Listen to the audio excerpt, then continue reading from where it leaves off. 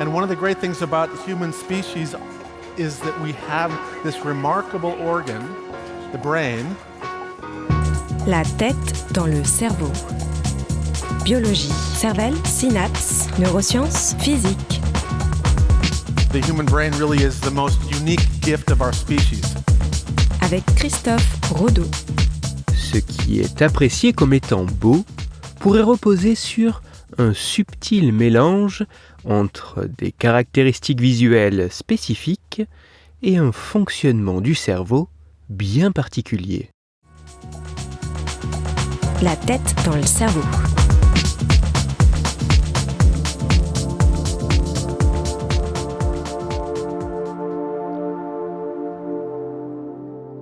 Qu'est-ce qui fait que nous trouvons certains éléments beaux et d'autres beaucoup moins ?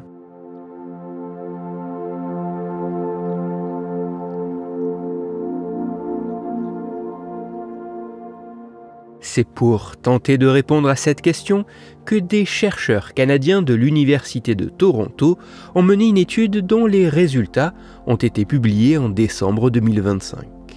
Dans les grandes lignes, les scientifiques ont, pour leurs travaux, notamment croisé l'appréciation subjective de près de 5000 images différentes effectuées par plus d'1 millier de personnes avec la mesure indirecte de la variation de l'activité cérébrale de 4 volontaires placés dans une machine IRM afin de regarder ces mêmes images.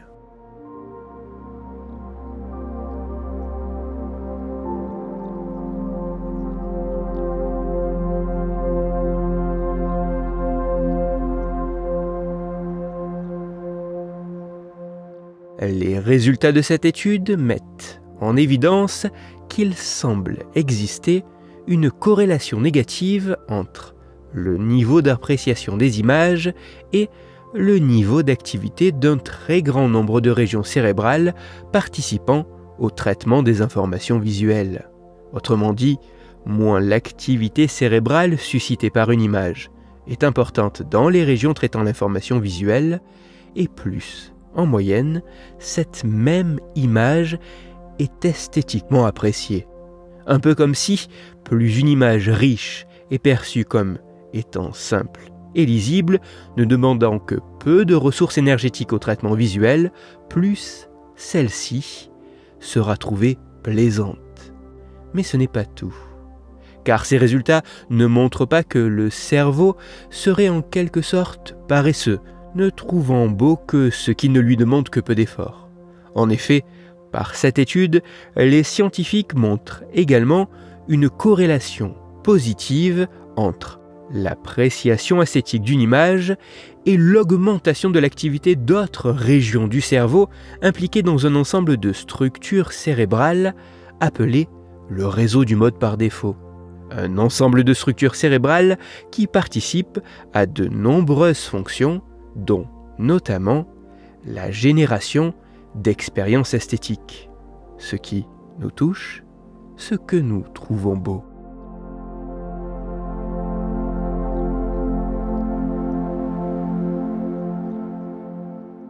Même si ces résultats demandent à être confirmés par d'autres études sur bien davantage de participants dans des contextes plus divers et avec des mesures moins subjectives et ou corrélatives, il se pourrait qu'une image perçue comme étant simple et lisible visuellement, car peu coûteuse sur le plan énergétique à traiter, puisse laisser au cerveau les ressources nécessaires pour impliquer des régions cérébrales permettant de construire une expérience plus complexe liée au beau. Ce qui est apprécié comme étant beau pourrait reposer sur un subtil mélange entre les caractéristiques visuelles spécifiques de ce que nous observons et un fonctionnement de notre cerveau bien particulier. Pour aller plus loin, je vous renvoie vers un article disponible gratuitement en ligne qui a pour titre « C'est beau. Les images agréables à regarder sont moins coûteuses en énergie pour notre cerveau ». Il est écrit par Camille Gobert et il est à retrouver sur le site scienceetavenir.fr. Toutes les études scientifiques m'ayant servi à écrire cet épisode, dont l'étude dont j'ai parlé qui est bien plus riche et complète que ce que j'ai exposé, ainsi que les références de l'article pour aller plus loin, se trouveront sur mon site Cerveau en argot, dont le lien se trouve dans la description de l'épisode. Dans cet épisode, j'ai parlé de ce qui est beau pour notre cerveau. C'est pour cela que je vous invite à écouter l'épisode numéro 155 de La tête dans le cerveau.